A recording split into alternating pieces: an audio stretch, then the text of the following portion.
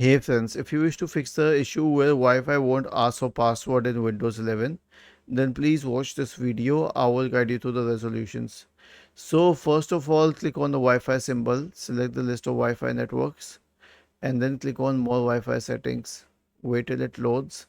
Click on manage known networks. Right click on the active Wi-Fi network or simply select forget, and then you can reconnect to it. Okay, enter the password once again. See, in 95% cases, I believe that this should be the main resolution. But if it doesn't help, then simply perform a network reset. Right click on the start button, select settings from the menu, go to the network and internet tab, select advanced network settings, and then select network reset. Click on reset now and finally click on yes.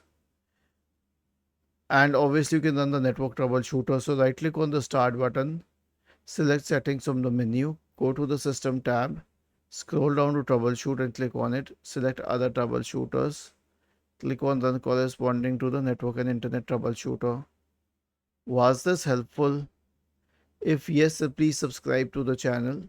If not, then let us know in the comment section of the video on how we could help you further. Thank you for watching this video and have a nice day.